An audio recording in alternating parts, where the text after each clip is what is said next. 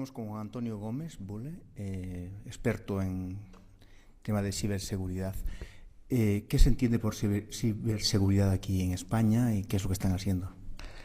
Bueno, por ciberseguridad entendemos tradicionalmente era lo que es la protección de los datos, lo que es el hecho de poder salvaguardar los datos y trabajarlos de una forma ordenada.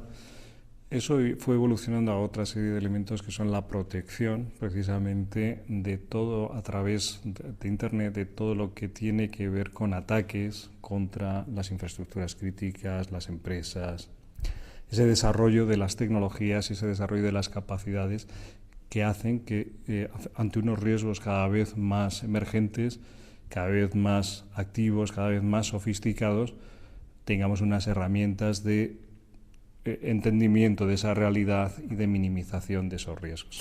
Estructuras críticas en el sector público, en las organizaciones públicas y también en las organizaciones privadas, sí. En empresas. ¿Cómo enfocan, qué planteamientos tiene el gobierno sobre estos temas?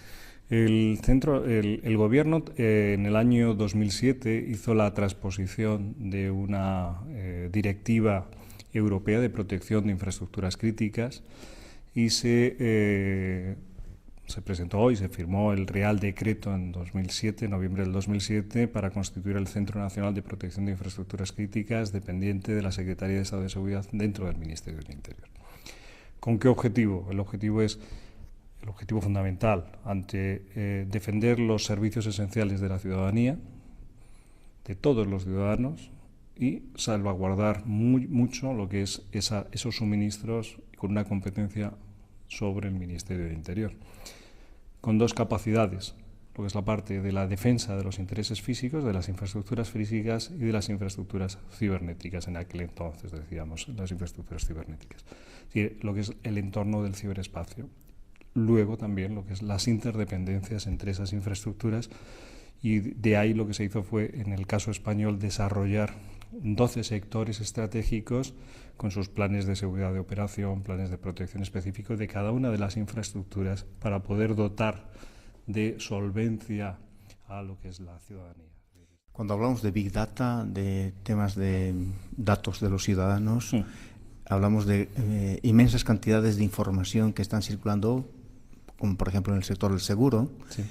Entidades de seguro que están valorando esa gran información en cuanto a conducir, temas de salud y una serie de variables que luego determinan el comportamiento de las pólizas de seguro o pólizas de salud y sobre todo en el tema de protección de datos.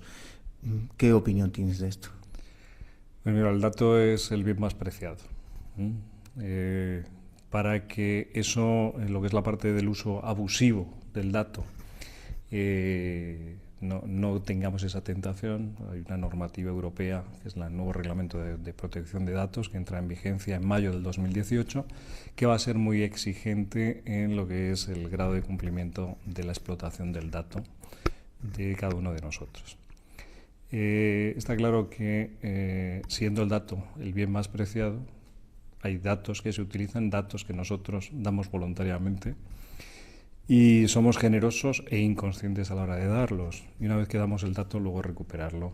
Es importante saber que nos va a costar muchísimo, porque lo que es la parte del derecho al olvido es un derecho, pero borrar esos registros que están distribuidos por Internet es un entorno muy complejo. ¿Qué hacemos con esos datos? Hay datos que se utilizan de una forma extraordinariamente positiva. En España tenemos una línea de nuestro PIB extraordinariamente importante, que es el turismo. Trabajar con los datos que podemos importar de las experiencias de nuestros turistas, de nuestros clientes, hace que podamos darles servicios mucho más afianzados y que contribuyan con ello a que el nivel de nuestro país, a nivel social de nuestro país, nuestros ingresos sean de una forma superiores, ¿no? Y fortalezca determinadas capacidades. Es decir, hay que saber cómo se utilizan los datos, hay que no abusar de los datos, pero la utilización de los datos nos permite perfilar a nuestros clientes, también nos permite orientar nuestros productos, es decir, la parte del customer experience, la experiencia del cliente, hace que también nosotros seamos capaces de ofrecer a nuestros clientes, a nuestros consumidores, a nuestros votantes, un producto mucho más ajustado a sus necesidades. En la normativa europea, que entrará en vigencia en mayo de 2018, se habla del delegado de protección de datos. Sí. ¿Cuál va a ser el perfil de estos profesionales?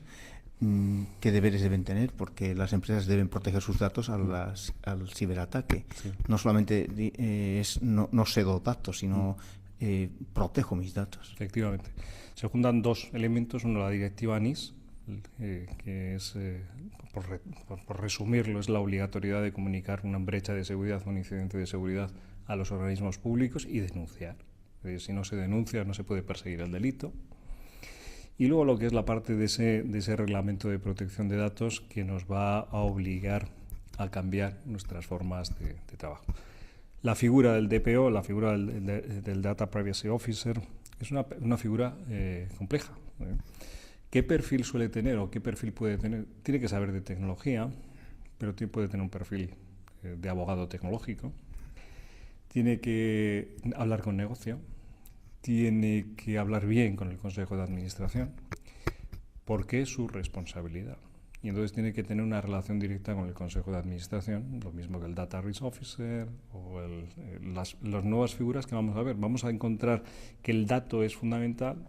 Estamos viendo también que la normativa, por ejemplo, la responsabilidad penal de la persona jurídica, hace que tenga un especial cuidado y una especial sensibilidad frente a todos estos actos o a estos elementos que hace años pues no se consideraban como un riesgo, pero ahora mismo afectan a la estabilidad de las compañías, a la estabilidad y a lo que es la parte de la responsabilidad de los miembros de los consejeros, ¿no?